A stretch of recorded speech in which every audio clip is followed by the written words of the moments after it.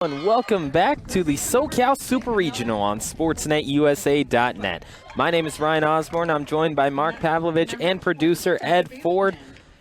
We have a good one here this afternoon. Santiago Canyon and Palomar are set to go to battle against one another for the chance to continue to play on in this SoCal Super Regional. Santiago Canyon, Mark, we've seen them all season. They have the ability to hit the daylights out of a ball. Palomar, an unknown entity. Yeah, and really, when you look at Santiago Canyon, the big question always is, what are we going to get in the circle? And that's going to be the outcome. When you look at Palomar is the same thing, Ryan. Again, not a strong pitching team, but a team that can hit the ball well. You can put a lot of runs up there. Again, we talked about 4 teams that easily were close to 400 on team batting averages. Cypress did their thing in the first thing. Ed Ford said, they nibble away, and then all of a sudden it's 5-1, game's over. That's what happened. This game, I'm going out on a limb. 6-5 is what the outcome of this game is. I'm not really sure who to pick as a winner, but I'm going to say the outcome is 6-5 in this game. I think a lot of runs are going on the board. So for Santiago Canyon, they're going to start off with Sydney Doherty in left field, followed by Amber Elliott in center. Emily Olagi, who has been the RBI leader and home run leader for Santiago Canyon. She'll be starting over at first base. Designated player is McKenna Boyle, who is batting cleanup. Amelia Hensler will be starting at third base over normal starter Manoa Vaitgertzi. And then Alyssa Soike is at second. Christine Woodley behind the plate and Amber Ranke at short. With Taylor Whitney in right field. In the circle, it is Kristen Piazza as we get set for the national anthem.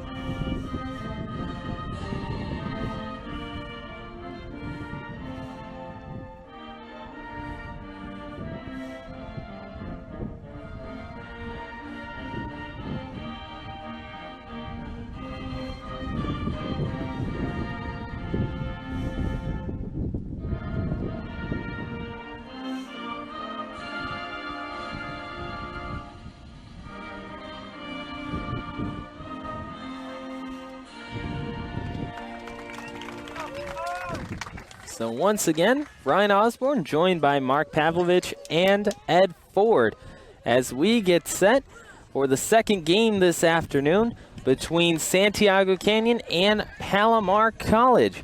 Santiago Canyon being the lower seed, they end up being the designated road team this afternoon, and Palomar will get second at bats. We're live from Cypress College, where they are hosting the SoCal Super Regional. In the first game this afternoon, Cypress College gets the come-from-behind victory 5-1 over College of the Canyons. College of the Canyons had an Anderson leadoff home run in the top of the second. That gave them the lead, and they held that lead all the way until the bottom of the fourth inning. In the bottom of the fourth, well, it was Val Romano behind the plate for Cypress who was able to give Cypress the lead for good as she hit a bases-clearing triple all the way to center field just off the top of the fence, and it would stay in the park, but it would allow for Destiny Vasquez to control the game in the circle. Speaking of Destiny Vasquez, she would tack on an extra 2-run home run in the bottom of the sixth inning.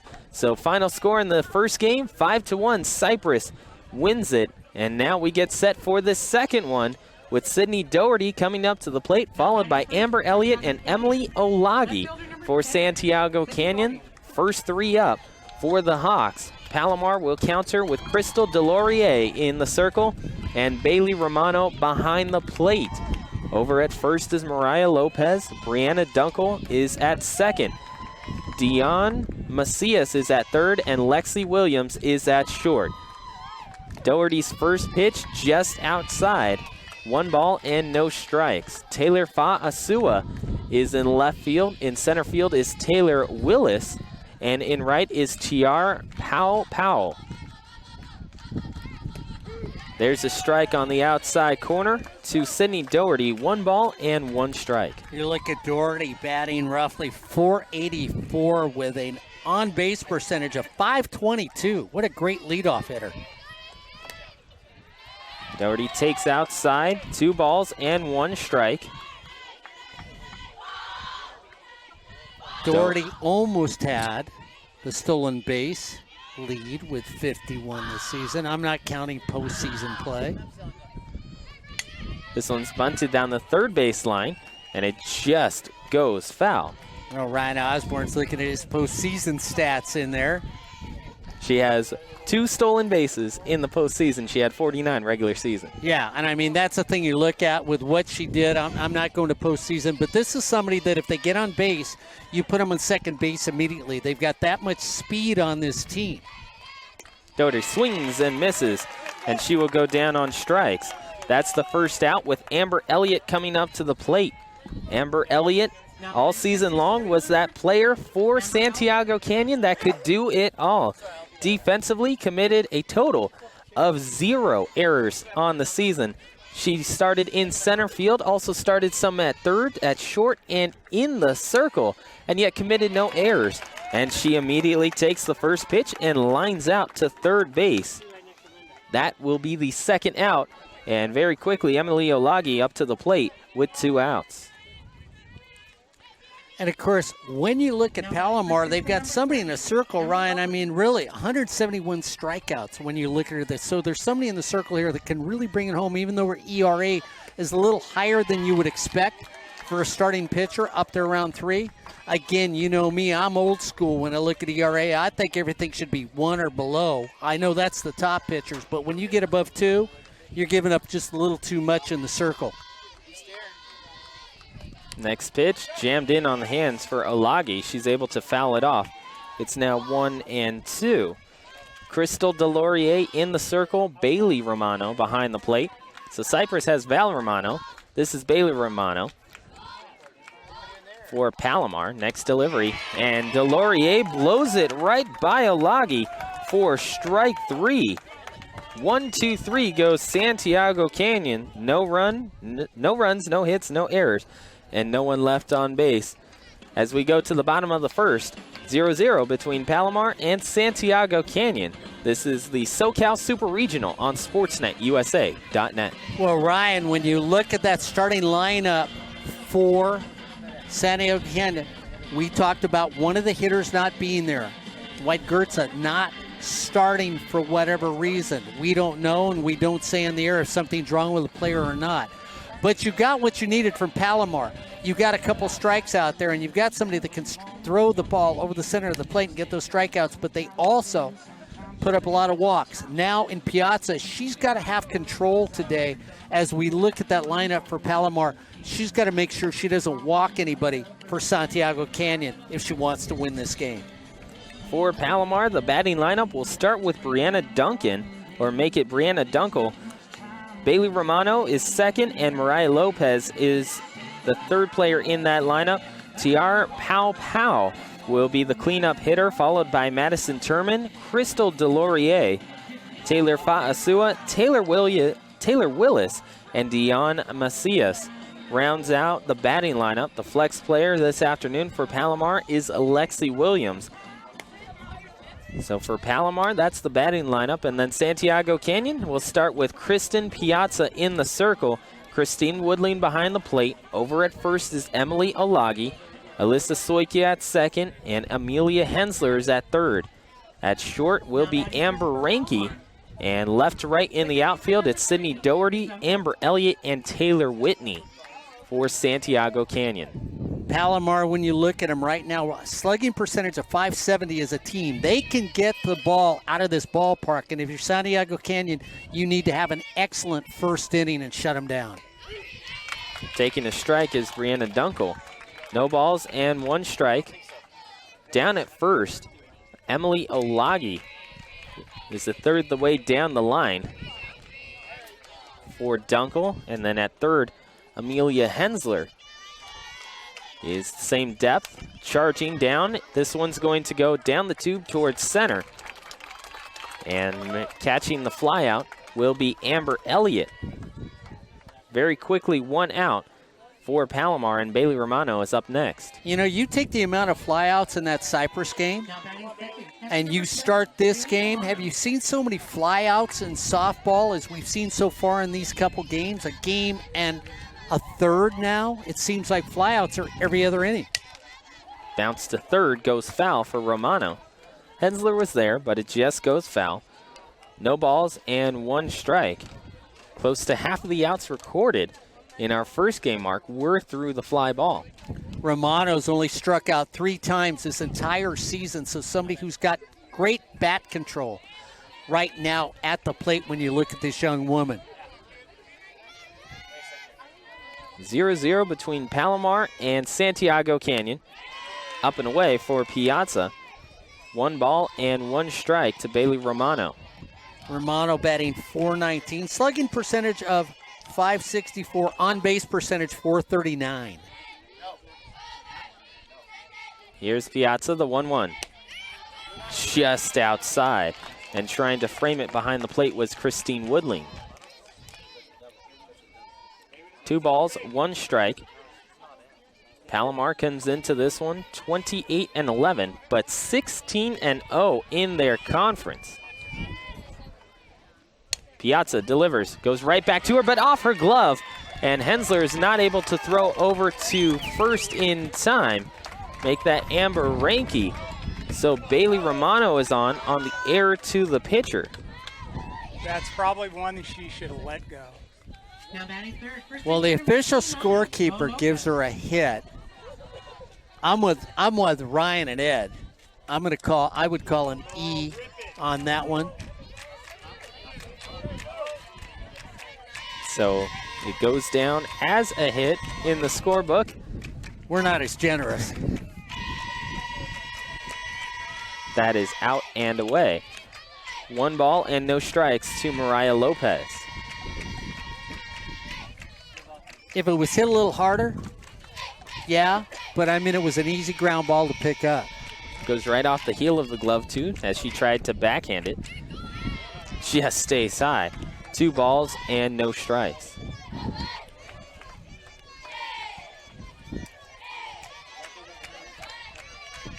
(0-0) just underway. This is the second game of a doubleheader here on SportsNetUSA.net. 5-1, Cypress College wins their game to start off the afternoon and the Super Regional. They ended up beating College of the Canyons as a 3-0 count is given to Mariah Lopez. Lopez leads the team with 45 ribbies this year, so somebody who can drive the ball in as she turns. Takes a strike on the inside corner. 3-1. And again, Ryan, you're going to drop back. You're going to put Soika back deep. Maybe Ranke is playing a little deep. If that ball gets hit hard to them, they're going to be able to turn that double play here for Santiago. And this one's hit into right field. Getting to it is Whitney. She's going to throw over to first. Just not in time. Mariah Lopez jogging down the first base line, realizes that Whitney has a play and has to get on her high horse to make sure that she is safe over at first. Runners now at first and second for Palomar as Romano gets up to second. And we talked about how well all these teams hit that are out here, really what's going to happen in the circle. We see Piazza. She's going to be careful not to walk anybody. She's not going to give you a free one. There might be a lot of hits. You just have to be able to make the big defensive play. There's a strike outside corner to Tiara Pau.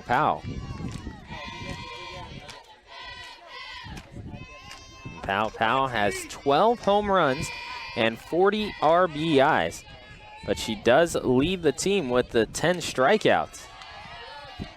Outside, 1 ball, 1 strike. Runners on first and second in Lopez and Romano. Slugging percentage is .776. Look out. Look out. And she hits this one into left center field. Amber Elliott making the catch with two hands, ensuring that that ball stays in the glove. And Pow goes down on the fly out to center field. That's the second out of the bottom of the first inning with Madison Turman coming up. Arguably Defensive Player of the Year when Mr. Nalen comes out here. I'm sure you and Mr. Nalen will bring that up. I know you would vote for a Defensive Player of the Year, wouldn't you? I would indeed. No errors given up on the season. She played center field, also started at short, third, and in the circle. And with all those responsibilities, 0 errors. Defensive Player of the Year ended up going to Jill Siza as this one goes in for a strike. Siza had a remarkable year on her own over at Fullerton College, but she did commit the 2 errors and only played center field. No balls and 1 strike to the designated player, Madison Turman. This one gets away behind the plate from Christine Woodling. And this is one of the things when you see Piazza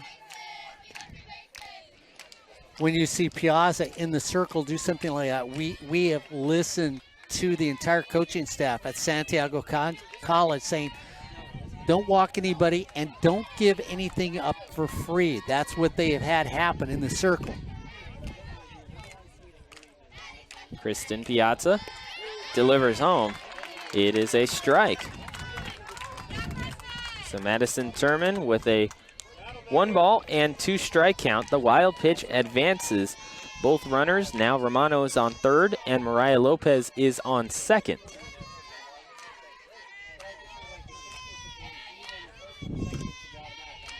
Piazza looking for the sign from Woodling.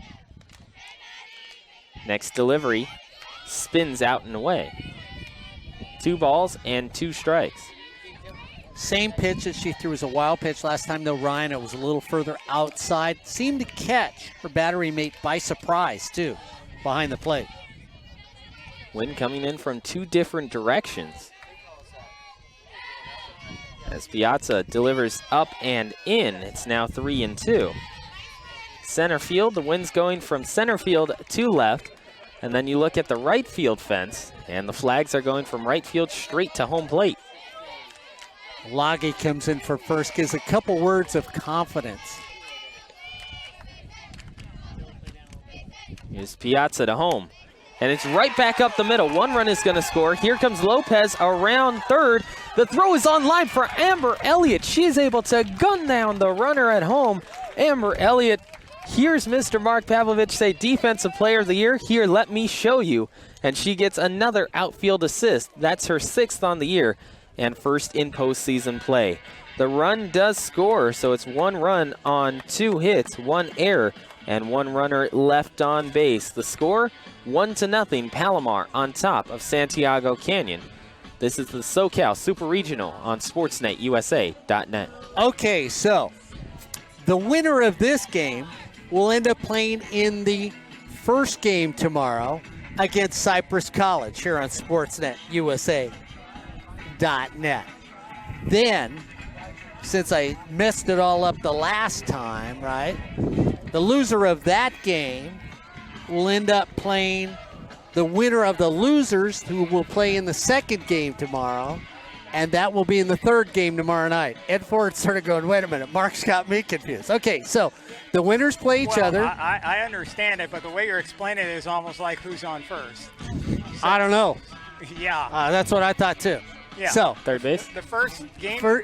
Go ahead. The first game tomorrow will feature Cypress and whoever wins this game. The middle game, game number 4, is a game between the 2 losers, the 2 teams that lost on Friday. So we have elimination games, so one team gets eliminated from the whole tournament. And then the winner of that game, game 4, plays the loser of game 3 and game 5. And all those games will be on SportsNetUSA.net. That sort of sounds like who's on first, too. So second base. What? I don't know. Oh. Who? Explain it to me tomorrow. Okay. That's what I said. This one's popped foul straight behind home plate. It's McKenna Boyle is at the plate. And she has a no ball and 1 strike count. Boyle, one of those players that Coach Lisa Camargo talked to us before the regional playoff, said that she had been on fire as of late going into this tournament, and she pops this one right back to the circle. Crystal Delorier able to make the catch on the little pop out. That's out number 1 as Amelia Hensler steps up to the batter's box. Amelia Hensler. Hensler starting at third. Not the normal everyday third baseman for Santiago Canyon, but getting a chance here. Fouls it to the screen, no balls and 1 strike. Normal starting third baseman for Santiago Canyon is Manoa Veit-Gertze, who had 5 home runs and 49 RBIs. Hensler fouls this one off, 0-2. Amelia Hensler with a .407 batting average, slugging percentage of .543, on-base percentage of .461. So close to half the time she comes up to the plate, she is getting on base safely. And Hensler takes just outside. Watches that one out and away. And she gets another opportunity. Bailey Romano moves her entire body, and when you get an umpire, the umpire is going to line up behind the catcher many times. They're going to move with him. Therefore, you don't get that call. Climbs the elevator. 2 balls and 2 strikes. That's right. It leads me to the GPA, that general pelvic alignment of an umpire. That's right. That's how you get the strike zone behind the plate, with the GPA of an umpire lining up behind the catcher. Popped up into center field. Having to go back on it is Taylor Willis, and the wind knocks it down before it continues to carry. That will be the second out. And I know Ryan and everybody laughs at me. I love bringing that up. I got that from umpires themselves when they told me about that one time. So when you complain about a strike zone of an umpire lines up his belt on the edge of a plate. Once he does that, that becomes his strike zone to the right or the left. And that's his GPA for calling pitches. Alyssa Soikia takes out and away, 1-0.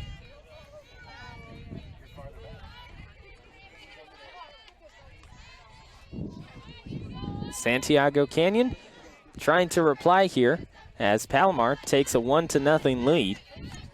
In on the ankles, 2 balls and no strikes to Soikia.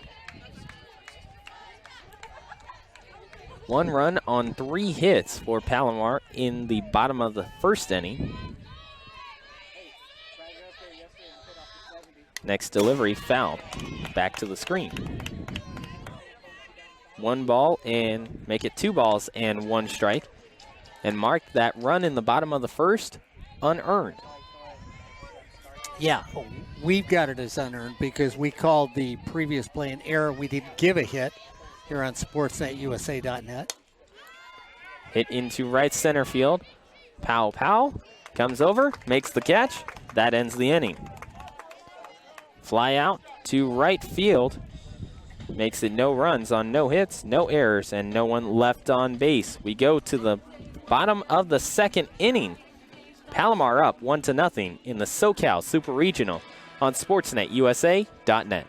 Don't forget, all our games here on SportsNetUSA.net are brought to you by Miller Toyota of Anaheim. If you're not quite sure what's going on tomorrow, well, it doesn't matter. Make sure you watch all 3 games, whoever is playing on SportsNetUSA.net, because those games themselves are brought to you by Miller Toyota of Anaheim. Looking for that newer used Toyota?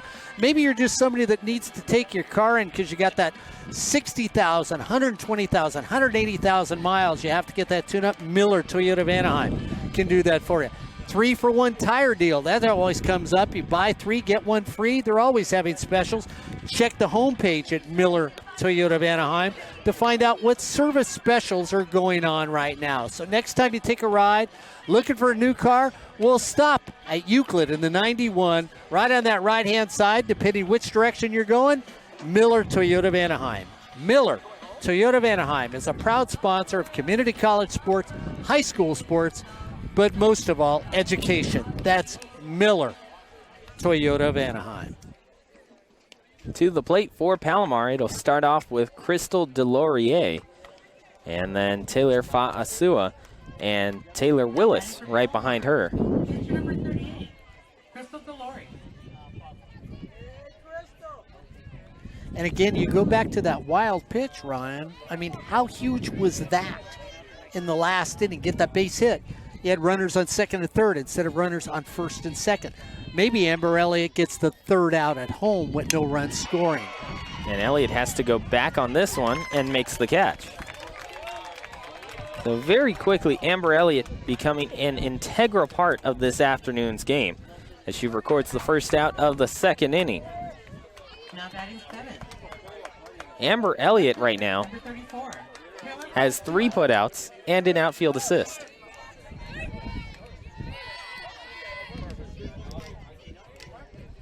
Kristen Piazza will deliver to Taylor Willis. Little pop-up over into shallow left field. And making the catch is Sydney Doherty. 2 pitches, and very quickly 2 outs. Now batting 8. And when you talk to Lisa about this team, Ryan, you talk to her, she's impressed with her entire outfield. She loves her corners on her defense. And even though we don't talk about the middle infielders, she thinks she's got 2 of the best middle infielders on the community college level. There's a strike on the inside. No balls and 1 strike. Taylor Willis at the plate. In the on-deck circle is Dion Macias.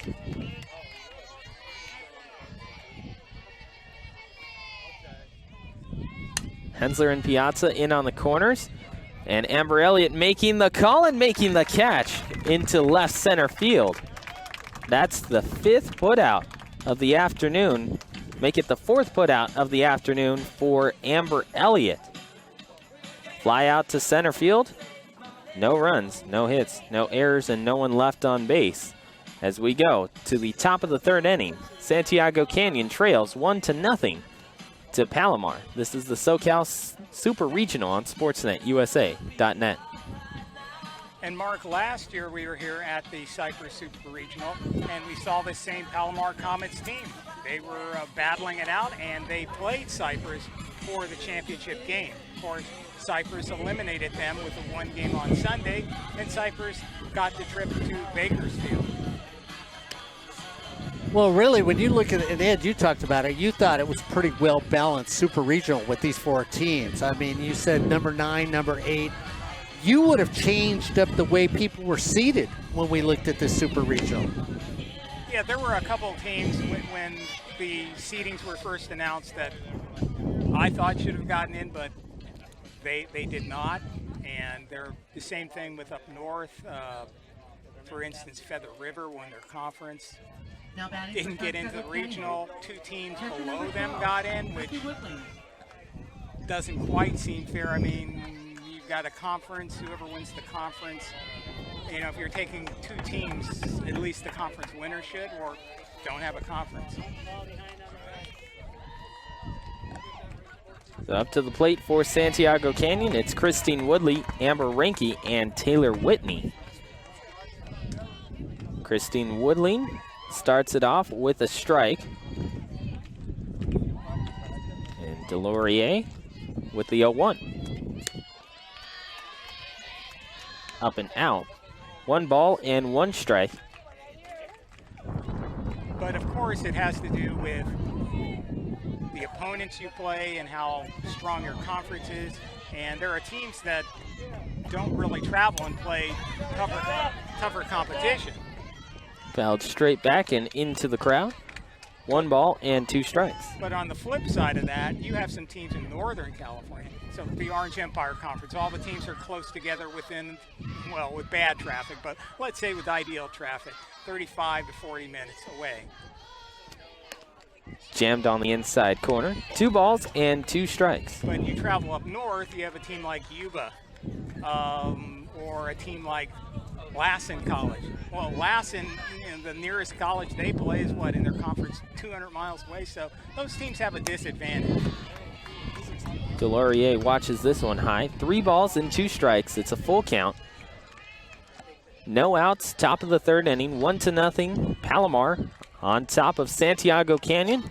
Second game of a doubleheader here on SportsNetUSA.net. Christine Woodling at the plate. Takes this one into right center field. Pow Pow has to come in on it, and she will make the catch. It's a fly out to right field for the first out. Amber Ranke, shortstop this afternoon for Santiago Canyon, up next. And to follow up on that too, Ed, I mean, depending on what your conference is like, your RPI can be misleading. You know, we've talked about it. Gee, I've got this really strong teams that we play against. We just lost them by 1 run. My RPI goes up even though I was never going to beat them. You know, so, you know, it's the debatable thing. What, record or RPI? What do we judge teams on? No balls and 1 strike. Delorier gets the sign behind the plate from Romano. That one goes high. 1 ball and 1 strike. And once again, that RPI also had an effect here in the Orange Empire Conference, getting Riverside into the playoffs as the 14 seed. It gets Fullerton into the playoffs in the play-in game. That's what got Allen Hancock into a regional against Cypress as well. Swing and a miss from Amber Ranke, 1-2. Well, I thought Allen Hancock should have been seated higher. They tied for the conference with Ventura. I think they had an overall slightly better record. They won the head-to-head 2-1. To me, that says you're a higher seed than Ventura. Delorier gives a full count to Amber Ranke. Delorier's really been working. Once she gets the lead, she will work the outside corner, and it's that really nice pitch that's just about chest high, right off the plate that you like to take to right field. This one's hit deep towards the left field. Getting back on it is Faasua. She's going to have to go all the way to the fence. As getting over to second is Amber Ranke. She will be there standing up and without a throw. So now Santiago Canyon has a runner on base and an opportunity to start things up here in this top of the 3rd inning with the double by Amber Ranke.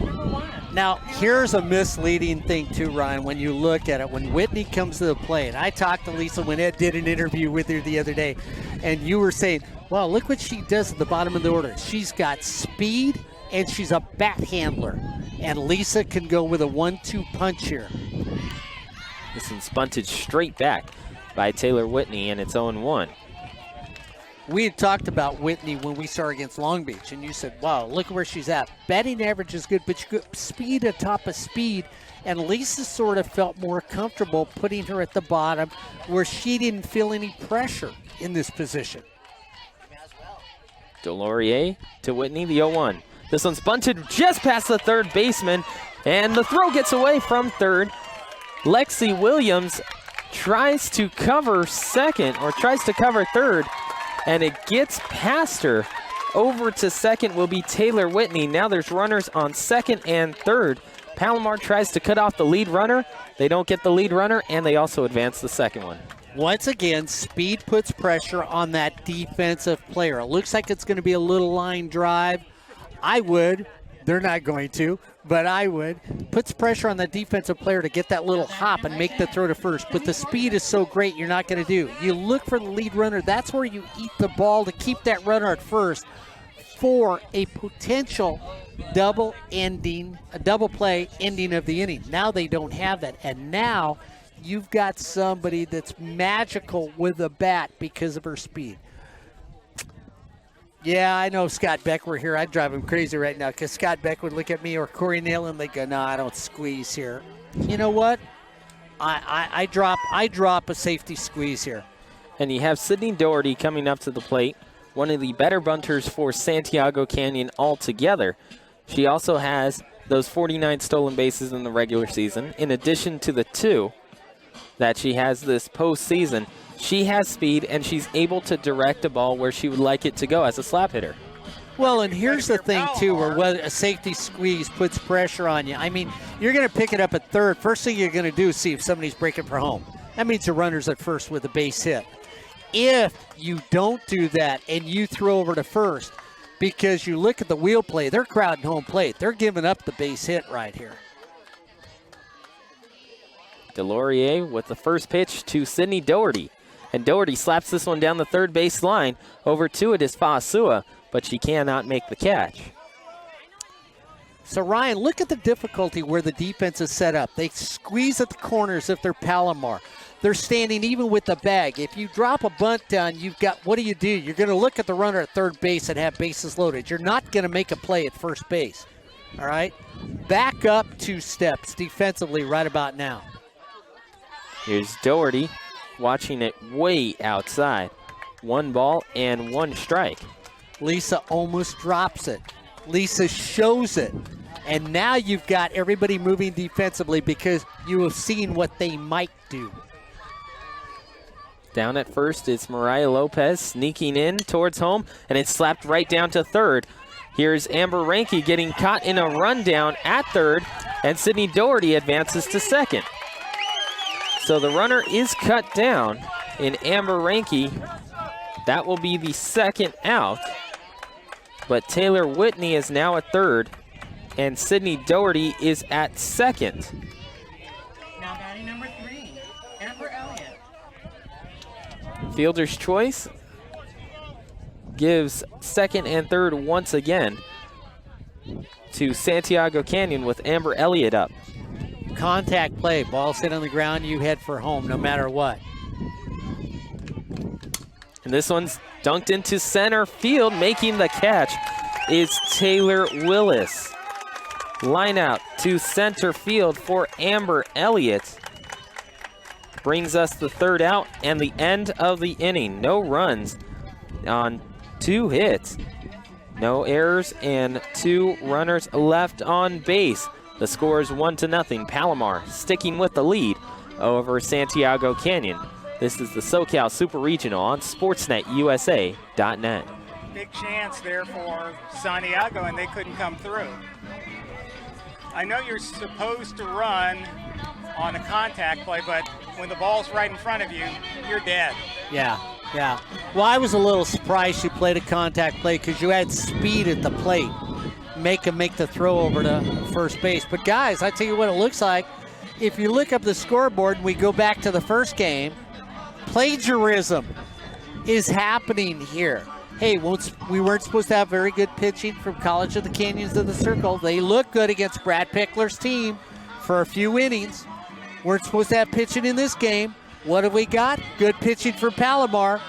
So right now we have carbon copies. I know you don't remember a carbon paper, but that's what we got right now in this game. Santiago Canyon can hang around. That's a team you don't want hanging around in this game. You know, because Piazza's told from the dugout, don't walk anybody. Number 25.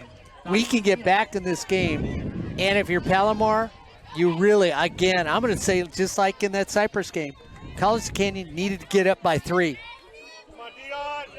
Palomar's got to get up by a couple against this very talented Santiago team. And for Palomar, they're going to send up Dion Macias, followed by Brianna Dunkel and Bailey Romano. Dion Macias takes the first pitch for a strike, 0-1. And Macias so far on the air, .333 batting average. Second on the team in strikeouts with 10 and 17 RBIs, but sends this one deep into left field, and it's just gonna go foul. Less than 2 feet separate an easy triple for Macias, or a foul ball. So Dion Macias goes back to the plate with an 0-2 count and a 1-0 lead. You got a pitcher in the circle right now for Santiago that trusts her outfield. Ryan, you just see her, okay? If they're going to hit it in the air, I know my ladies are going to go get it. I'm not going to give you a free one. If you're going to get there, I'm going to charge you admission. That's outside. 1 ball and 2 strikes.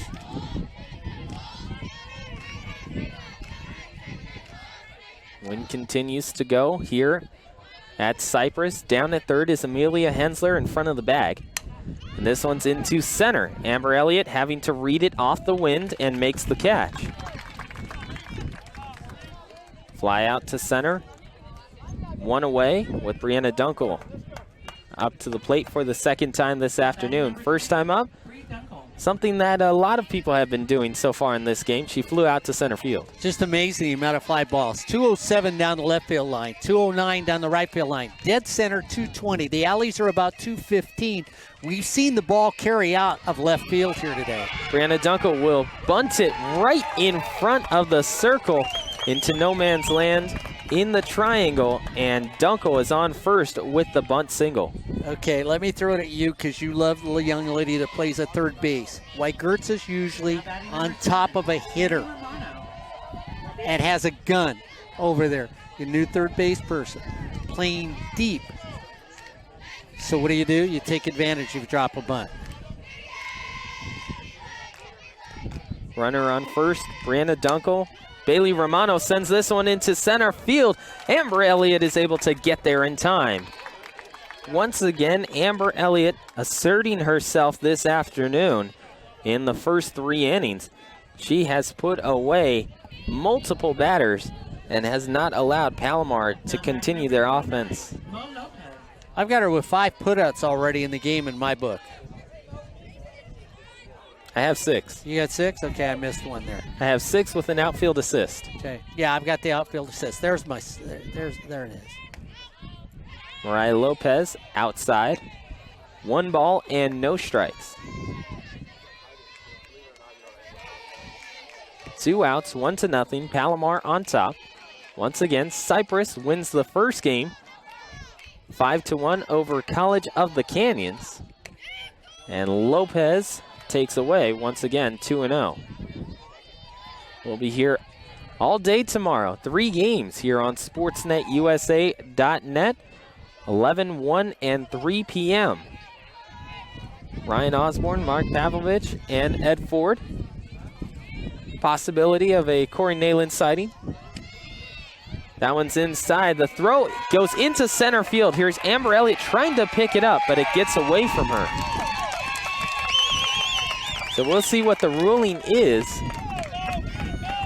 as that one escapes, and it will be the first error of the afternoon. That almost was a disaster. Well, Ryan, once again, it's what you talk about as Renke comes over and doesn't play. She's looking at the runner instead of looking at the ball. She's thinking, if I catch it here, I can make a tag and get the out. She stops along the way. And, of course, everybody meets in the circle. I'm going to tell you the couple D1 rule changes about these conferences that are out there to slow down the game of softball. Softball, concerned about the speed, not slowing the game down. Not like that other game with a bat and ball, which takes 5.5 hours to play. Fast game, they've changed some rules to keep the pace of this game moving. Kristen Piazza to Mariah Lopez.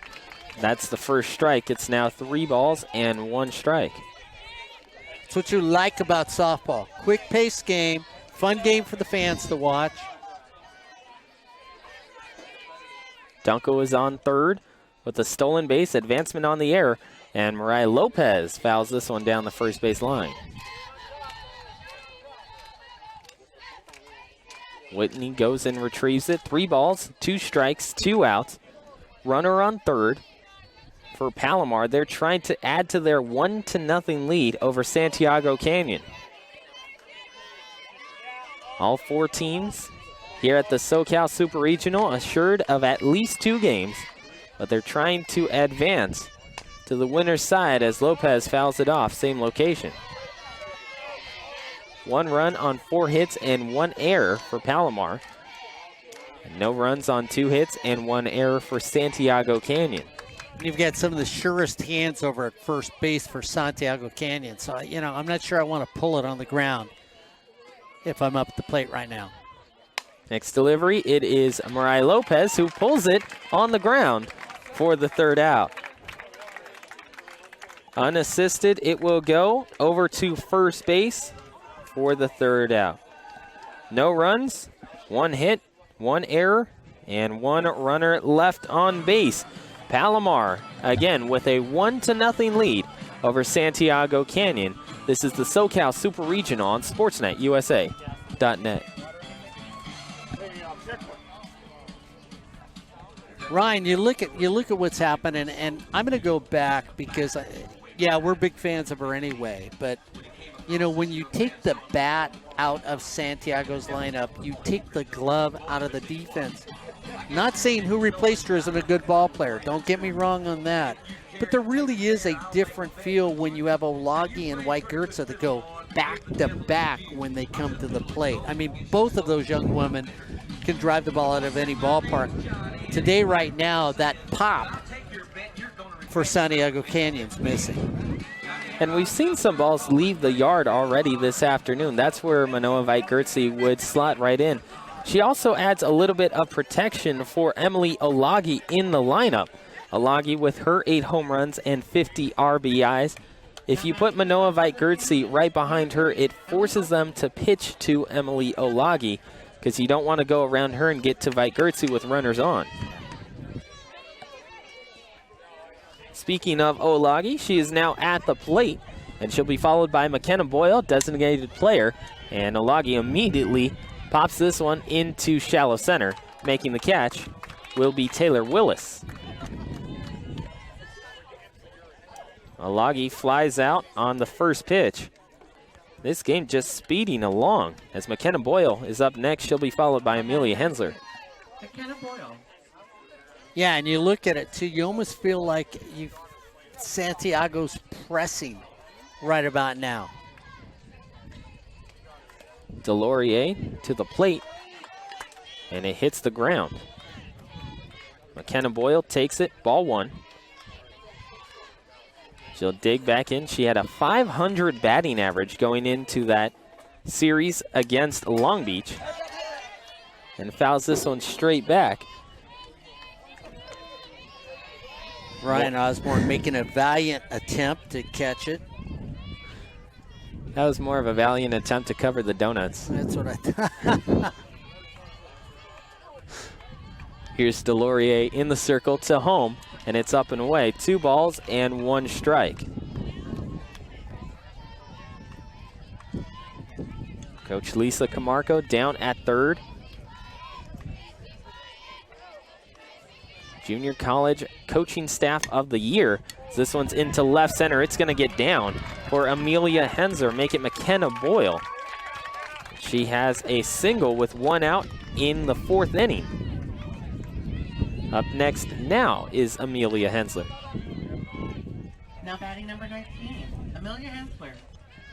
And you wonder now if Lisa at this stage of the game, because we're close to that halfway mark in this game, might try something as you bring the corners again. Lopez comes in and Macias comes in from third defensively. Boyle bluffing towards second. And Hensler fouls it off into the parking lot. No balls and 1 strike. Outfield is straight away with Fa'asua in left, Taylor Willis in center, and Tiara Pau in right. Delorier is in the circle, and Bailey Romano is behind the plate. Rai Lopez at first, and this one's right over towards short. Lexi Williams over to Brianna Dunkel, and it will go off the batting helmet there of McKenna Boyle, and it goes out of play. Up to second will be Amelia Hensler.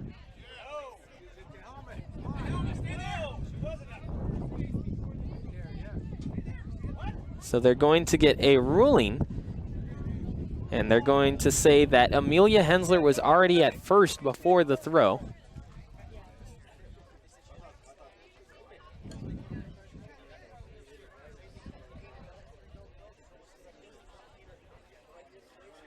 I don't know. I don't think it just hit her in the helmet, guys. I think that hit her in the face. So McKenna Boyle will be helped off. And over at second now is Amelia Hensler. And this is one of the things that for anybody who's played this game, safety-wise, we've often heard where defensive players will, try to throw around people, but when you go in and you don't slide going into second, and all of a sudden the ball comes at you and you don't duck, you're going to get it. We know in the old days when people played the game, you used to have defensive players that would basically, we saw Chapman who throws from the side. In the old days, if you played second base, you drop down low to say to that runner at first, you want to come in standing up? I'll zing you with the softball. And not saying that was intentional, it was not. But that's one of those plays that a runner doesn't go down or veer out of the path, Ryan, gets nailed with it. And we know it wasn't an intentional throw on anybody. We hope the young lady is just shocked by where she caught it and hoping that she didn't catch it in the face, that it just did hit the helmet, and the helmet forced a little impact into her. So here's Delorier delivering to Alyssa Soikia, and Soikia will take ball one. Coach Lacey Kraft wanted to see about runner interference on that play. However, you saw McKenna Boyle, she was standing straight up. She was in the base paths going from first to second, so there was no runner's interference as she wasn't outside or trying to make a play otherwise. 2 balls and no strikes. And she didn't throw up her hands or anything. I mean, somebody threw the ball in the direction, it just happened to hit her in the head. This one's popped into center field, and Taylor Willis will make the catch. Another pop out, as has been the story of the last 2 games. As that ends the inning, no runs, 1 hit, no errors, 1 runner left on base. The score remains 1-0, Palomar on top of Santiago Canyon. As we head to the bottom of the 4th, this is the SoCal Super Regional on SportsNetUSA.net. Well, Ryan, let's go back and just recap that first game real quick, because when you looked at the first game, the ball was flying out of here, and of course Anderson hits a monstrous home run for College of the Canyons, and they take a quick 1-0 lead. And you almost had this feeling, gee, if they find their pitching, Cypress just can't seem to come up with anything. Destiny Vasquez, you sort of wonder, gee, how many home runs has she given up? Sort of looked at him after that and said, that's it. Yeah, you said she gave up 4. After that, there was nothing. And then it was Cypress just doing what Cypress does naturally. And Ed and I talked about it. Coaches don't panic. The players don't panic. The parents don't panic. They chipped away, caught up in that game, and next thing you know, they end up winning it easily 5-1, where it looked like at the beginning they could be losing that first game. I think in the first game of the regional, when they played Allen Hancock, it might have been the second game. I think Allen Hancock had a lead in one of those games, and then Cypress. Yeah, they did. They did. They came back. You were the one that I think sent me a note about them coming back in that game. So for Palomar, they're going to start off with Tiara Pau, Madison Turman, and Crystal Delorier. First 3 up for Palomar. Now batting for Palomar, number 33. Offense at a premium this afternoon, as all 4 teams so far have only combined to score 7 runs. So here is Pau, home run leader for Palomar College, 12 home runs, 40 RBIs, and pops the first one straight up. Alyssa Soikia making the basket catch. And she is able to be there in time. The pop out. 1 away. Madison Turman up next. Well, but with the amount of runs scored, I think that also points towards what the Super Regionals are about. You have a lot of teams. All these teams are very well balanced. Cypress has ERA. They have a big edge there, but these are all quality teams, so we're going to see quality softball. And you're not going to get some of those blowouts that we saw in the regionals, well, at least so far. On the inside half, 1 ball and no strikes. This one was to Madison Turman, who's the designated player. Good crowd on hand to watch the second of a doubleheader here on SportsNetUSA.net at the SoCal Super Regionals. 2 balls and no strikes to Madison Turman. And you look at Pasadena City College, who is the opponent that Palomar had to play in their regional playoff. This one's into left field for a single. Madison Turman is on. It's only the 5th hit this afternoon for Palomar, but they have the 1-run lead. Palomar once again played at Pasadena City College. They won the first game 5-4 and then won the second one 4-3. That one took 10 innings of work to be able to get past Pasadena City College and advance to this Super Regional. Into right field, getting onto it is Whitney. She's not going to make it in time, and it will fall down foul for Crystal Delorier. Speaking of Super Regionals, well, San Joaquin Delta, they win their first game against Diablo Valley. That game was 2-1. Coming up, Santiago right now. We look at Taft and San Mateo. Oh, San Mateo 9, Taft 1. Oh, well, one of our teams is winning.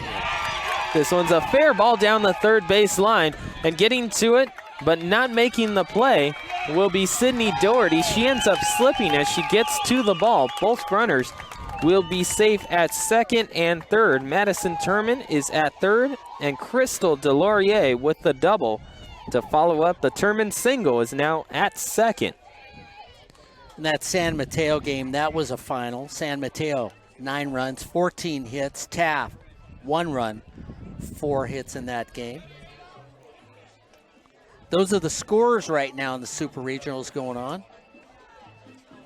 Taylor Fa'asua will be up next.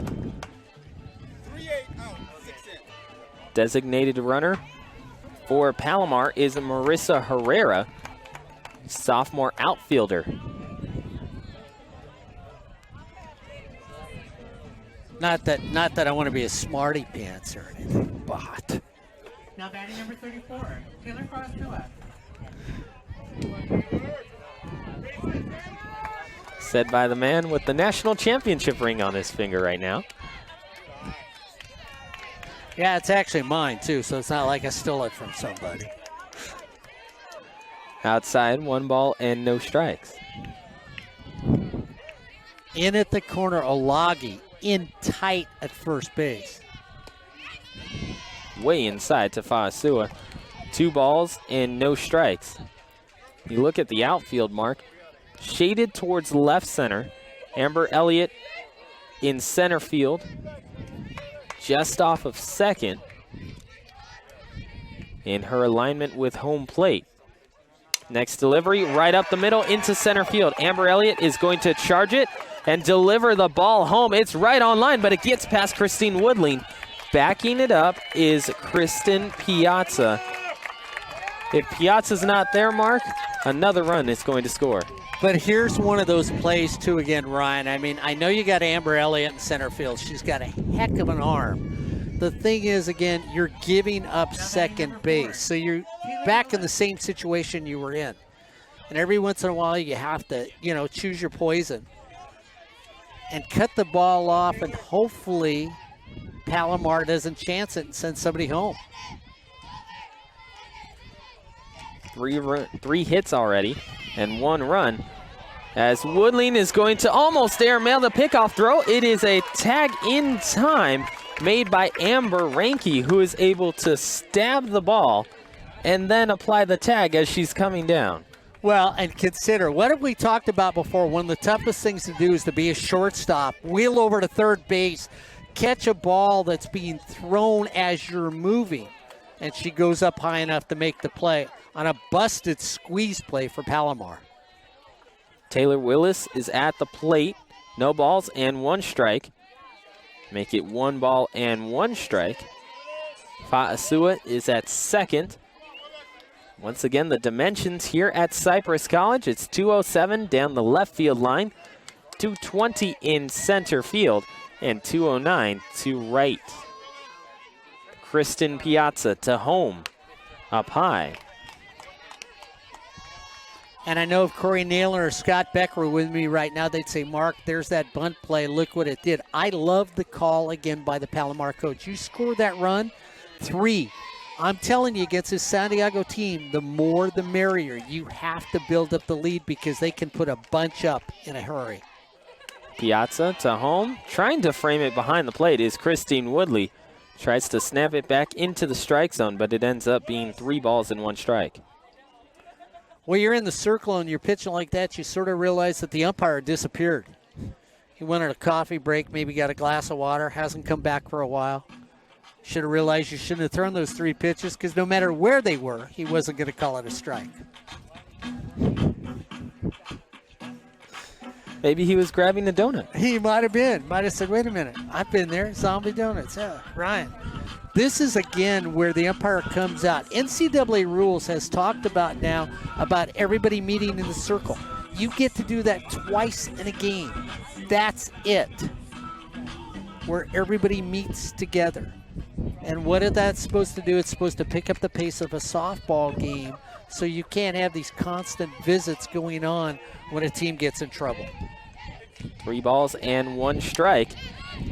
Make it 3-2 as Willis is able to foul it back. But what happens if a team violates that rule and has a third meeting? What they will do is, I didn't find that in the NCAA rules, which now you're going to make me look up. 3 balls and 2 strikes makes it a hit by pitch for Kristen Piazza. Up to first goes Willis. Fa'asua stays at second, and Dion Macias will have her turn. And I would say they would probably award a pitch to the batter that's there, so it'd be an automatic ball. I don't think they would give a batter to the base, but I think they would shorten the count on the person in the circle. Piazza, first pitch to Macias. It's a strike. And you have to wonder, in that situation, if there is a runner on, do they count it towards the runner and just say, like an illegal pitch, hey, go ahead, take that base. That could be it too. Out and away. 1 ball and 1 strike to Dion Macias.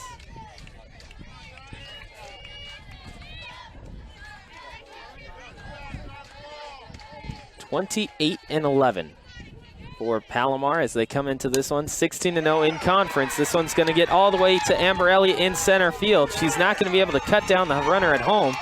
Runners on first and second stay where they are as Fa'asua comes all the way around. And it's now a 3-run lead for Palomar.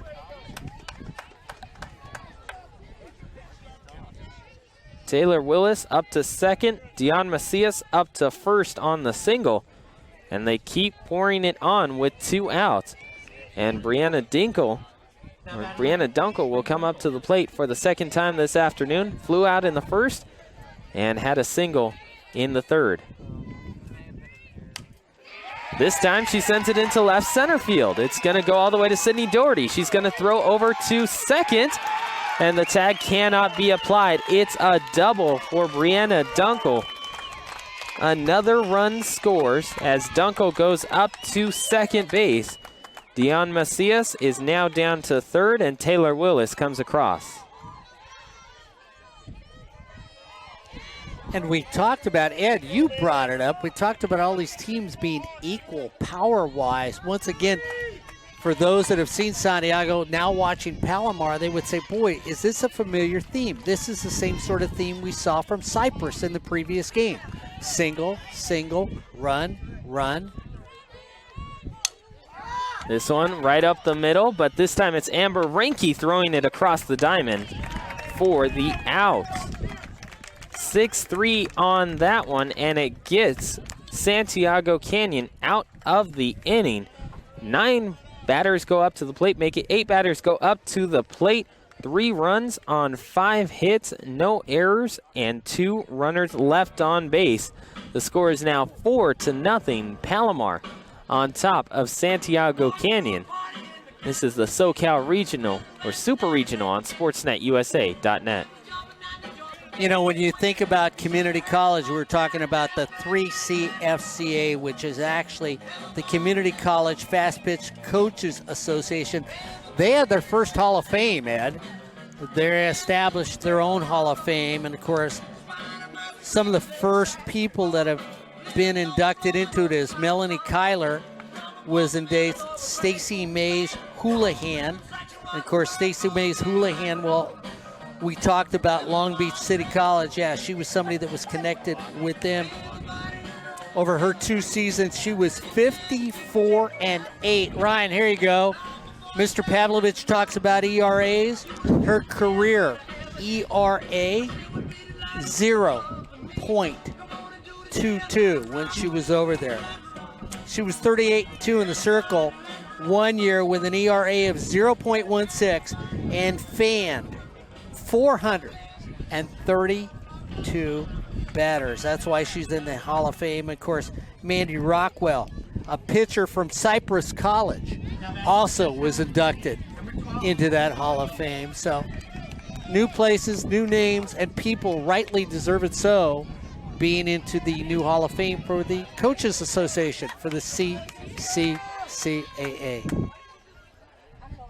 Santiago Canyon with Christine Woodley at the plate, who takes ball 1. She'll be followed by Amber Ranke and Taylor Whitney. These are the 3 that came up to the plate in the top of the 3rd inning. Closest that Santiago Canyon has been to scoring a run. They had 2nd and 3rd with nobody out. Make it 2nd and 3rd with 1 out. And they were not able to capitalize as this one is inside to Christine Woodley, 2-0. 4-0 Palomar leads Santiago Canyon. The off speed is in there for a strike. 1 ball, or 2 balls and 1 strike. It's not desperation time because there is innings to go, but this inning Santiago needs to score a run to establish they're in this game. In at the ankles. 3 balls and 1 strike. See a little more patience at the plate here at this at-bat. 4 runs on 9 hits, 1 error for Palomar. That one goes right down the middle. 3 balls and 2 strikes to Christine Woodley. No runs on 3 hits and 1 error for Cypress. Showing bunt is Woodling. She'll bring it back and swing at this one down the 3rd base line. It goes foul. And Ryan, look at the defense when you've got a 4-0 lead. I mean, go around that infield for Palomar. They're all playing almost on the grass cut in the infield. You have Crystal Delorier in the circle, Bailey Romano behind the plate, Mariah Lopez over at first, and Brianna Dunkel at second. Dion Macias is at third, and Lexi Williams is at short. That's the infield as they watch it go into center field. And Taylor Willis will pick it up and throw it back in. It's a single for Christine Woodling, and Amber Ranke will be up next.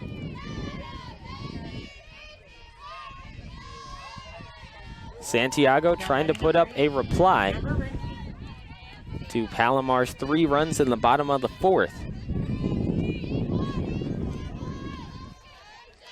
Ranke had a double in her last at-bat, but was stranded at third and bunts this one into the air. That will be caught, and Ranke is kicking herself as she goes back to the dugout on the pop-up. Every once in a while you have a brain freeze as a hitter. You see that high pitch coming in. You know you shouldn't try to bunt it. You know you're not going to lay it down. And Ryan, you just can't pull the bat back. Here's Taylor Whitney. Shows bunt and slaps it down the third baseline, foul. So Whitney, no balls and 1 strike. Trying to keep the Palomar defense on its toes. Mariah Lopez at first and Dion Macias at third. Taylor Fa'asua is in left field. Taylor Willis in center.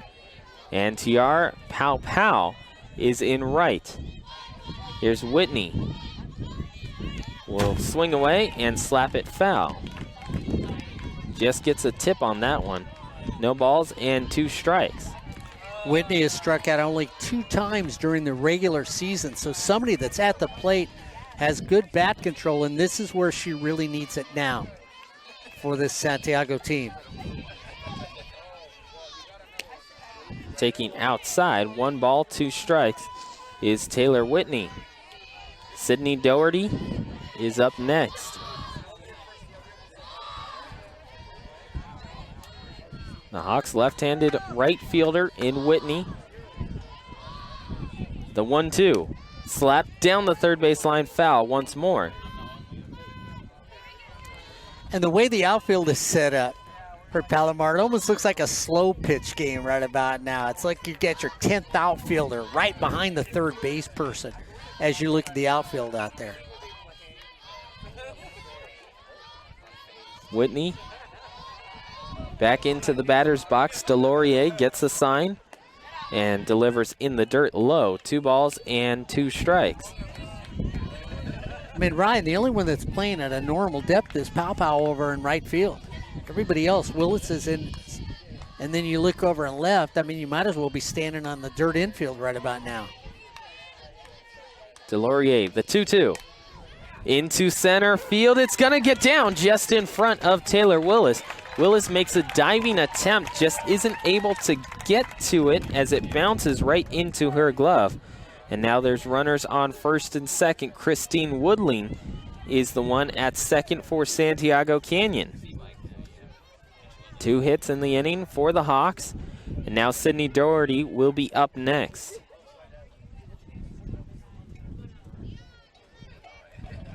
And you saw in that last play, Mark, not only were the outfielders in, but they were also shaded towards the left field line, which is typical for a slap hitter. But they weren't hugging the line as much as you would have liked. No, and Brianna Cruz now comes in over at second base to be a runner for Santiago. So a little more speed on the bases. We'll see what Lisa does. If this ball gets hit in the outfield, Ed, I'm going to look at you. Is she going to turn somebody at third base and try and score? Do you think she's going to put the pressure on this Palomar team to make the play? Maybe she might try to steal. That's one of their big offensive weapons, and they haven't used it today. Delorier bunts this one off to the left and foul. So Doherty trying to drop it down, Ryan, almost playing a run and bunt play on that where you drop it. The only person you can go after is the person at first base and if you advance the runners. Doherty is 0 for 2. Fielder's choice and a strikeout. Gets that one called for a strike.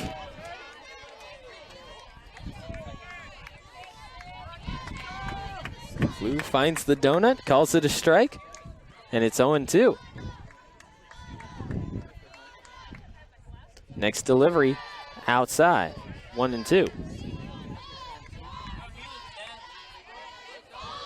When you look at Doherty, too, somebody that's got an on-base percentage over 520 when she gets up there. Has a good eye, knows what to do with the ball when it comes to her. And slaps this one into center field. Everyone's going to stop station to station. Goes Santiago Canyon, but now they have the bases loaded with only 1 out. And Woodling is down at third, Whitney at second, and Doherty is at first. Make that Brianna Cruz, who is actually down at third. Now batting number 3, Amber Elliott. And now this comes back to what we've been talking about. Alagi on deck. No White Gertza in the hole. You know, you're Santiago. You know, you've got to have everybody motoring if the ball's hit on the ground. I think they heard Ed's call over here, didn't they? I think so. It's not desperation time, but you got to do something. Ed Ford leading the charge for the Hawks. Well, if you don't establish yourself, then it's game over.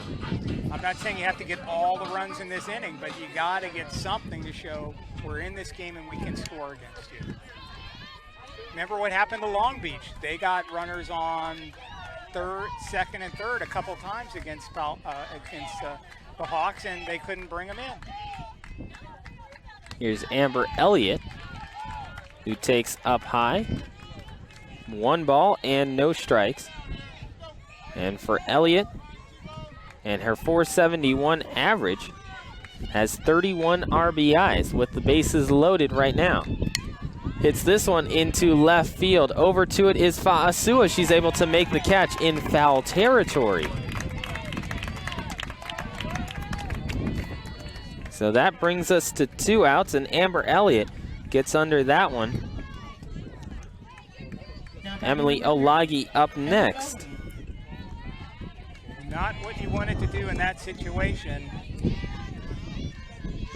Going after the first pitch might not have been what the thing to do there.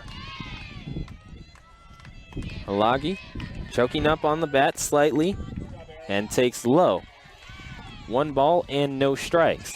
8 flyouts now for Santiago in this game.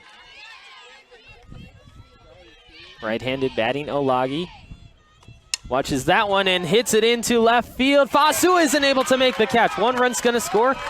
Cruz, Whitney, here's Doherty. She's going to go around third and get to home. 1 swing, and all of a sudden, Santiago Canyon not only has their reply, but they are back in this one with a 4-3 deficit. 1 swing by Emily Olagi, and she's able to clear the bases.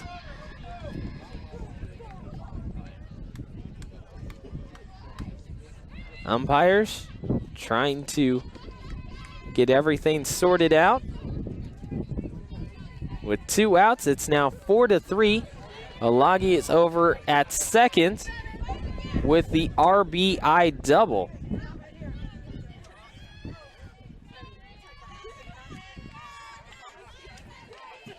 Yeah, I need a couple more runs for my 6-5 prediction, don't I? 7 runs, 3 runs on 7 hits, and 1 error. Here's McKenna Boyle outside. 1 ball and no strikes. So we saw Santiago Canyon, who had trouble closing the floodgates for Palomar in the bottom of the 4th inning. Now we go to the top, and it's Palomar who's having the same situation as this one is a strike, 1-1. Well, again, and they do what Ed Ford said you had to do. You had to respond somehow to make you feel like you stayed in the game. Boyle scooting away from it, but it gets called a strike on the inside corner. 1-2. Lisa yells down from third base, you only need 1 pitch. I love this as a coach. That's all she yelled at her player. You only need 1 pitch. Delorier 1-2. Here's McKenna Boyle protecting the strike zone and fouling it back 1-2.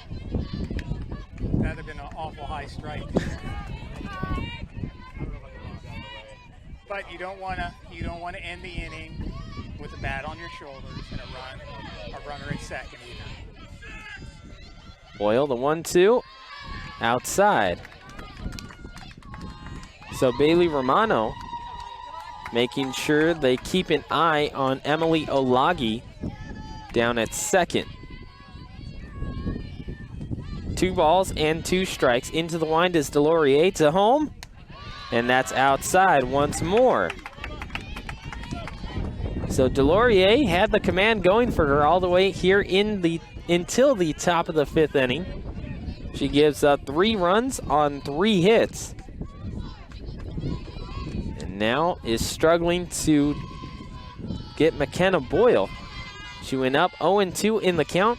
Boyle has battled back to 3-2, swings and misses, and goes down. Nevertheless, 3 runs on 3 hits, no errors, and 1 runner left on base. Santiago Canyon has their reply, and only a 1-run deficit. It's 4-3, Palomar on top of the Hawks. This is the SoCal Super Regional on SportsNetUSA.net. Hey, don't forget, Ed Ford and I had a little fun this week. Ed, you and I went out and you interviewed Lisa. You had a conversation with the coach in Northern California, Cody Murray over at Cerritos, of course, and we had Brad Pickler. But you can still get all those interviews that we did. All you have to do is go to the archive page on SportsNetUSA.net, and they're still there to listen to some of the interviews that we did for the Super Regionals before these super regionals even started here on sportsnetusa.net. All 4 of those interviews in living color, as they used to say, are up there on sportsnetusa.net. I should have worn a tie and got a toupee, facelift, things like that. But other than that, so yes, we have Julie Marshall from Maloney, also Cody Murray from Cerritos College, Lisa from Santiago Canyon, of course, and Brad Pickler from here at Cypress. You also can go back even a little bit further and go back to the regional interviews where we interviewed, we talked with Sia Mamal Solo from Allen Hancock. We also talked with Casty Bell from Taft.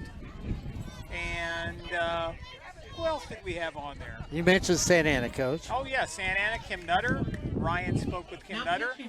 And there was a 4th one, and we spoke with, I shouldn't even forget her, because she's so gracious and was such a great player at Cal State Fullerton. Yasmin Wozadegi played left field for the Titans back in the days. That program that seems to win Big West championships. Yeah. What are we talking about? Don't they have some lineup changes, Ryan? They do indeed. Well, in softball they do, because they have Kelly Ford as the coach. Amber Elliott will now be in the circle, so she moves from center field to in the circle. She'll now be pitching and delivers the first one low to Mariah Lopez, 1-0. Into center field goes Kara Piper. And Piper will be playing slightly deeper than Elliott was before. In straightaway center field, Lopez takes a look, and it's 2-0.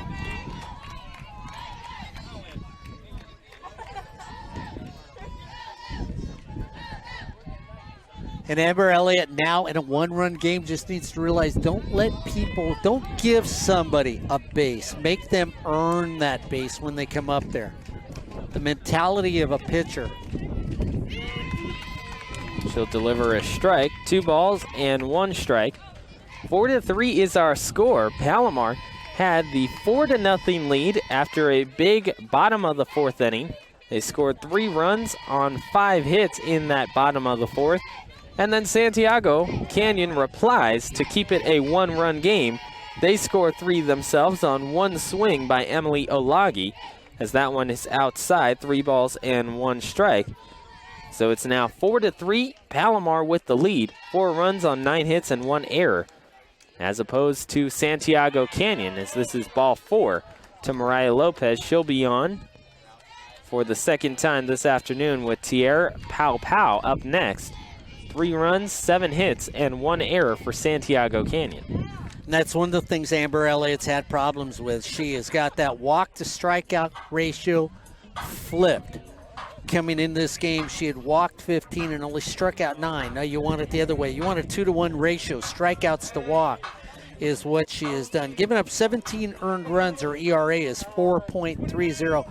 40 hits in 27 innings. Again, you're giving up about a hit and a half an inning. Throw in those runs that gets down there. Now you're up to 57 runners on. Really what she's got to do now is just depend on her defense the way they depend on her when she plays in center field. Elliott delivers home, and it's skied just over towards first. Olagi reaches over and cannot make the catch. So Pow Pow will get a second opportunity. Yeah, Pow Pow, I think in this situation, Palomar batters need to be patient. There's no need to swing at first pitches. You have to make her prove, Amber Elliott, you have to make Amber Elliott prove to you that she can throw a strike. So just sit back and let her pitch. Here's Pow Pow skying one into center. Kara Piper making the read and making the catch. Once again, another fly out to center field for Palomar. Now batting number 21, Madison. And you like what Kara Piper does. She goes back on the ball, waits for it to reach its highest apex as a outfielder. When it reaches that highest apex, you know the descension is going to come down at an angle for you. Then you can walk underneath the ball and make the catch. Take that 2 or 3 steps a little deeper than you have to, then walk in on it to make the catch. There's Amber Elliott flipping that one in. No balls and 1 strike. 10 total plays that Palomar has sent into the field have gone to center. That includes 7 flyouts and 3 groundouts. So that one bounces in the dirt. 1 ball and 1 strike. They also had a lot of ground ball singles up the middle that produced hits and some runs. So they're taking it right back up the middle, which is a very smart hitting strategy. Here's Elliott. This one into right field, just past Soikia. Trying over at first is Taylor Whitney, but it's just a step too late as Madison Turman has a single for herself. That's the 3rd time this afternoon that she has gotten a single. And she is now 3 for 3 with a run. So Delorier is up next with Taylor Fa'asua batting in the 7th spot to follow her. Runners on 1st and 2nd for Amber Elliott as this one stays up high. And as much as Ed said that Santiago needed to score, now we're going to flip it. Santiago needs to hold Palomar where they are. Elliott delivers. It's going to be popped up. Olagi reaching over. Just isn't able to make the catch as it goes too far into the Palomar dugout. That's true. But on the other hand, Palomar, I think, still just needs to be patient in this situation and not swing at the first pitch. Be patient, and you can score some more runs.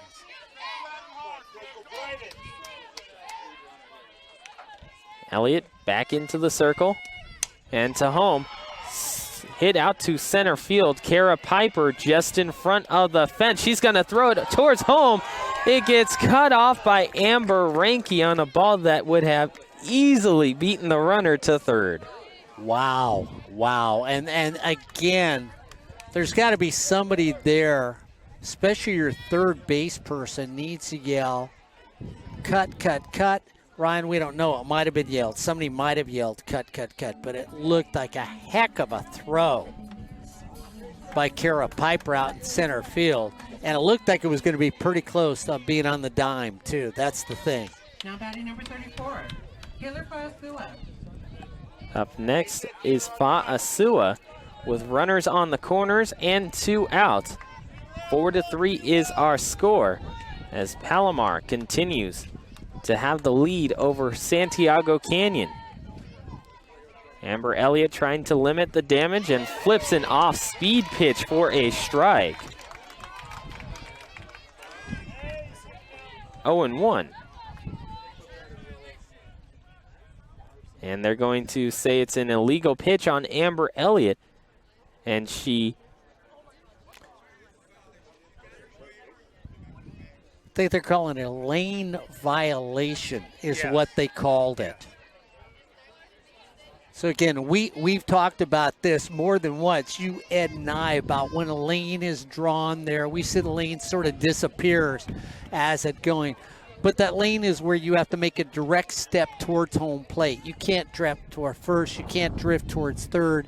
What you can't do is you've got to come down that lane, and that's what you've got the umpire calling on her. No balls and 1 strike with 2 outs. Next delivery, right over to 3rd. Hensler over to 1st to record the 3rd out. 5-3 takes us into the top of the 6th inning. No runs on 1 hit, no errors, and 1 runner left on base. Make it 2 runners left on base. Palomar with the 4-3 lead over Santiago Canyon This is the SoCal Super Regional on SportsNetUSA.net. Well, Amber Elliott comes in and does what she had to do, Ed. I mean, she couldn't give up any runs. I felt like if Palomar scored a run, they would have felt like this is our game. But now that Santiago gets those threes, and then Amber Elliott comes in, Defensive Player of the Year, comes into the circle and shuts them down. Now if you're Santiago, 2 games, two innings, get a little speed on the place, force the defense to maybe throw one away, you might be able to steal this game if you're the Hawks from Santiago Canyon. Absolutely, but got to get some runners on, and I think Palomar is going to have some objections to that happening. But it was a big inning for Elliott, and she pitched well enough to get out some trouble, and no damage done. And again, I'm going to go back to you. Huge, for whatever reason, huge loss in a third base person that flashes the leather, but then hits some King Kong home runs in White Gertza for Santiago Canyon. And you have to look at the end of the the top of the top of the 5th inning. This one is laced into left center field. It's going to carry on all the way to the wall. Fa'asua trying to get it back in, and Amelia Hensler has a leadoff double in the top of the 6th inning. But you look at the top of the 5th inning and how it ended. Emily Olagi was on second base, a runner in scoring position. You have to wonder if it's Veit Gertzi who's in that 4 spot, that cleanup spot, and then McKenna Boyle. Is the inning still alive for Santiago Canyon? Could they have taken the lead or at least tied it? This one's bunted right back to the circle. The perfect sacrifice for Soikia. And down to third goes Amelia Hensler. If you're going to sacrifice, that's the way you got to do it. Get that runner to third base. Now you can hit the fly ball, score the run. You don't need much of a base hit to score the run. It ties everything up. Outside, Christine Woodling, who started off the last inning and ended up coming around on the triple by Olagi. Got a single in her last at-bat. She's 1 for 2. Stepping up there with a runner on third base. Lopez sneaks in at first. Macias over at third, about even with the bag. In at second with Dunkel. Williams about 2 steps in at short defensively for Palomar. There's Woodling watching that one just above the letters. 3 balls and no strikes. And here's the big thing, guys. We haven't seen the defense be challenged in the outfield. If it's a normal fly ball, I want to see if somebody tags up and heads for home. And you look at the outfielders for Palomar. All of them playing straight away, slightly hugging the lines. There's Woodling watching a strike on 3-0. It's now 3-1.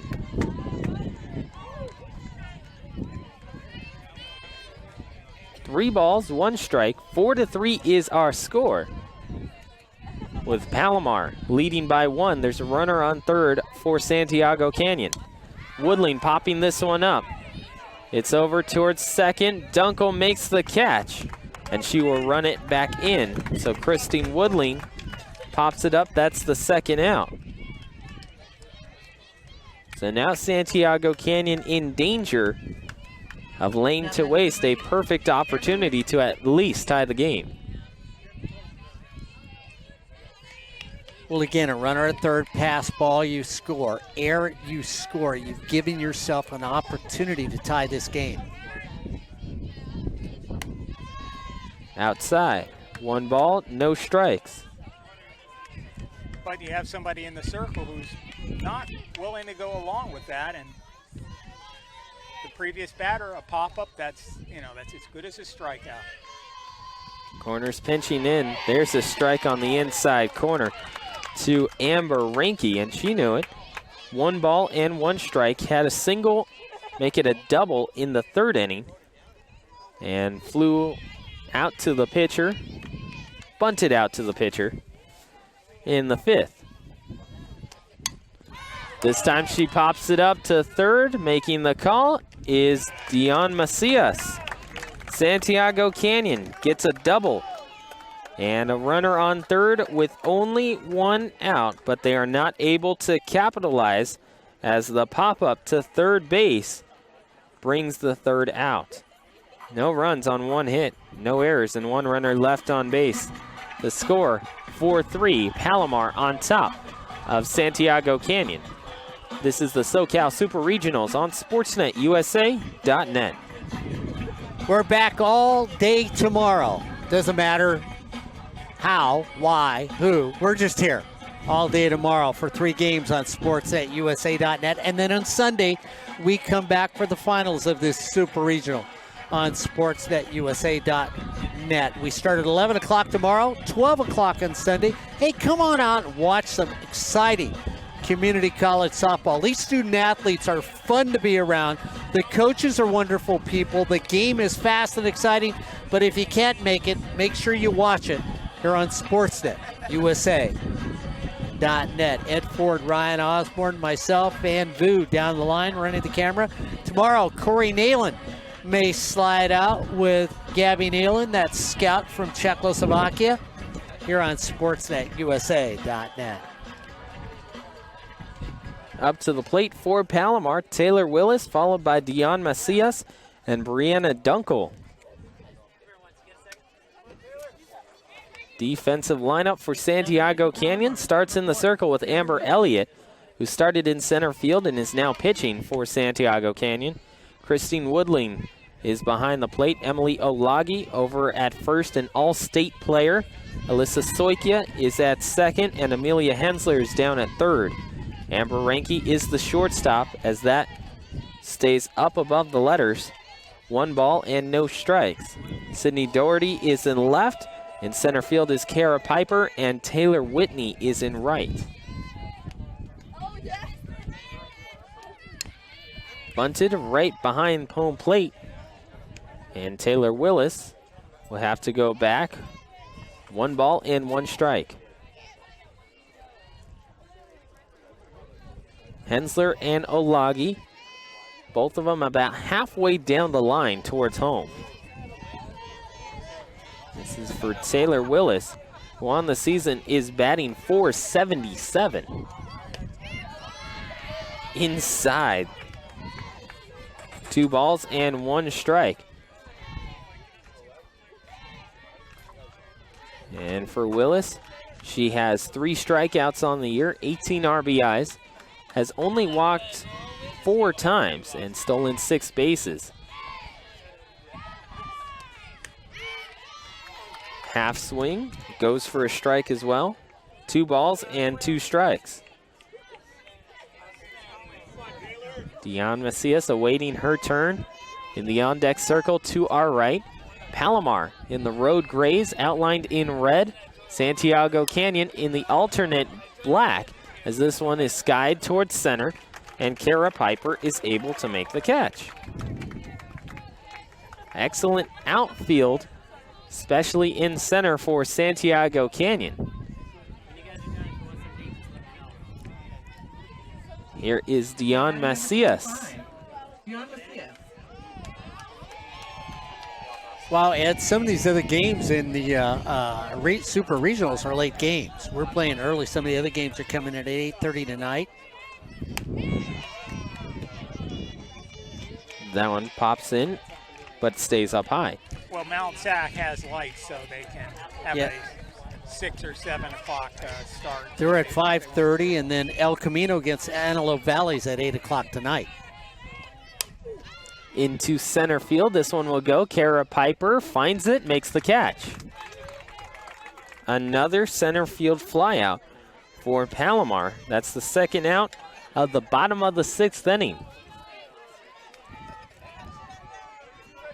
And of course, Consumnes River is up in their game right now. Top of the 3rd, they're up 1-0. Their game's at Stockton, California.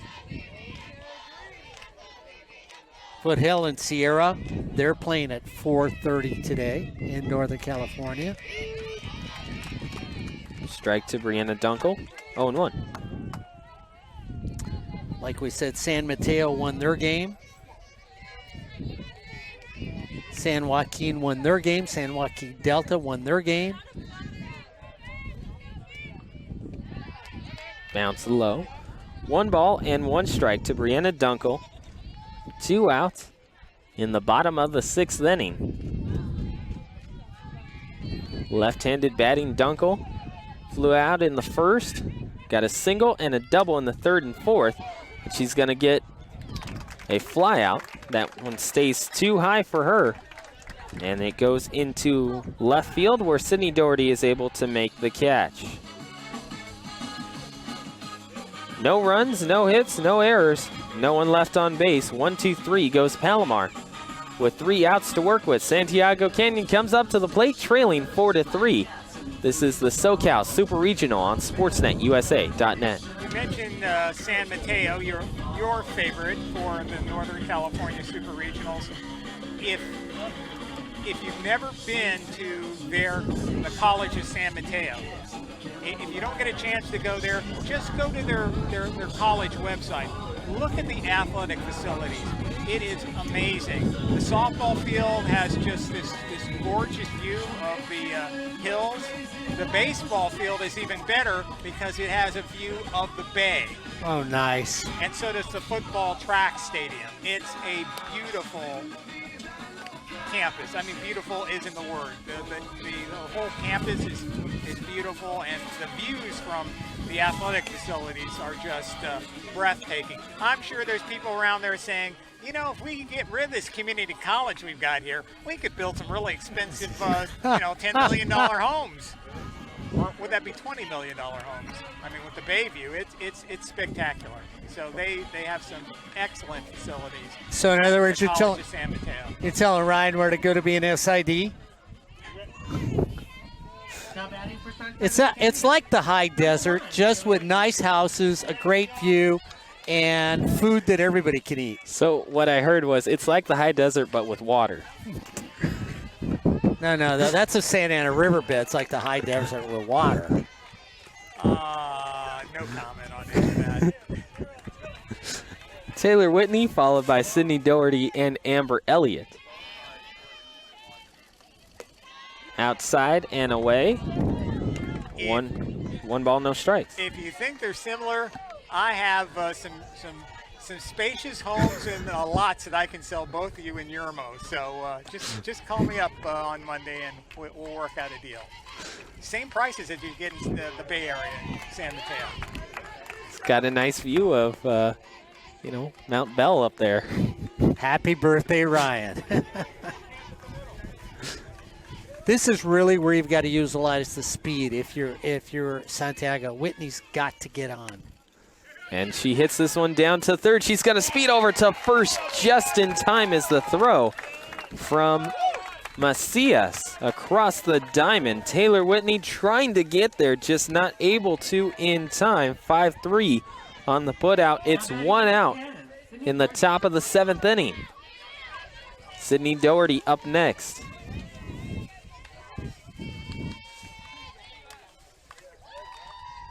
Delorier to home. This one's bunted right in front of the box. Over to first. The foot stab is in time, and Doherty just not able to beat it out. The throw from Delorier over to the covering Brianna Dunkel in time. That's the 2nd out, and Amber Elliott is the last out that Santiago Canyon has to work with. They're trying to get back into this one. Down by 1 run, 4-3. Swing and a miss by Elliott, and it's 0-1. Cypress won their game against College of the Canyons 5-1.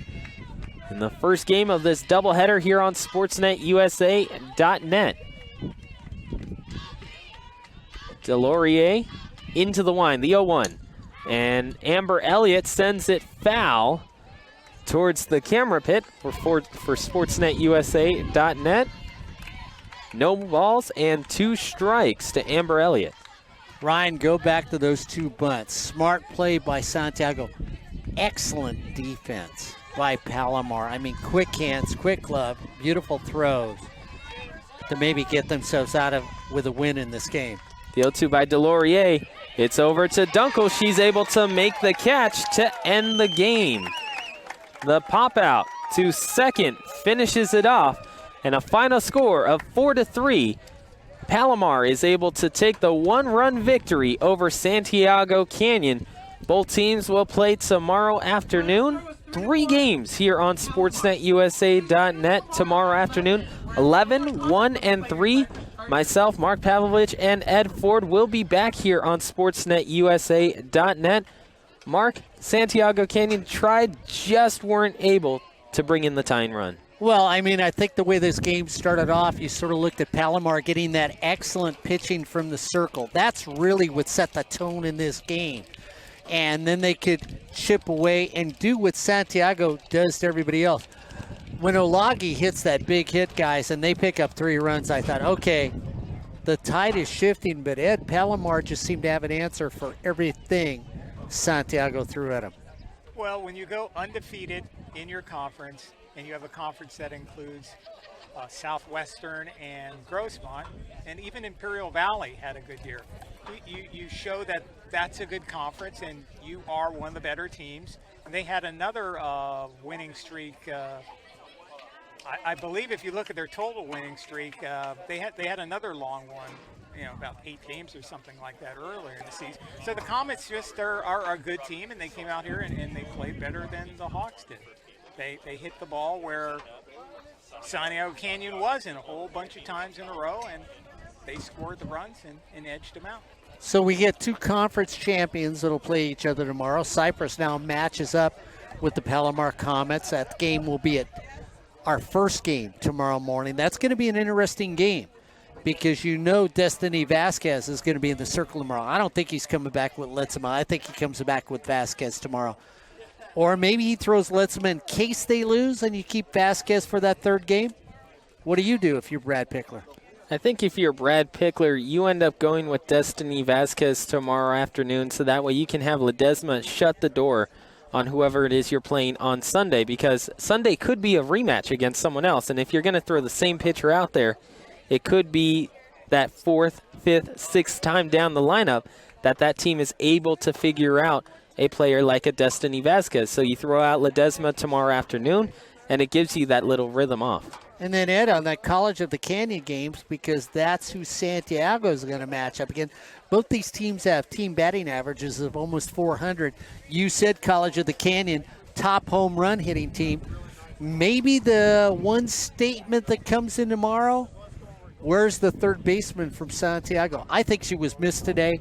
I think that could be, I'm not going to say Palomar wouldn't have won, but I think that was a huge reason why they might have won, because of the lack of power over at 3rd base for Santiago Canyon. Well, it'll be interesting. I'm not sure, with Cypress pitching tomorrow, I don't know. You don't know? You're going to come back with Vasquez? Why not? I mean, it doesn't really matter. You got 3 pitchers. Yeah, I agree.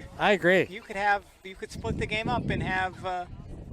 Could have Hoffman start tomorrow. Well, I don't think you'd have Hoffman start, but either the other 2 could start and then the other one can relieve. Yeah. I mean, it's just Brad Pickler has really an edge having those 3 pitchers over all the other teams. I mean, he just does. Well, we'll see tomorrow. Once again, 11, 1, and 3. Mark Pavlovich, Ed Ford, and myself will be out here for the SoCal Super Regional here on SportsNetUSA.net. Final score in the first one, it was 5-1, Cypress on top of College of the Canyons. And final score in this one, 4-3, Palomar ends up beating Santiago Canyon. For Ed Ford, Mark Pavlovich, I am Ryan Osborn, and Van Vu as well. This has been the SoCal Super Regional on SportsNetUSA.net.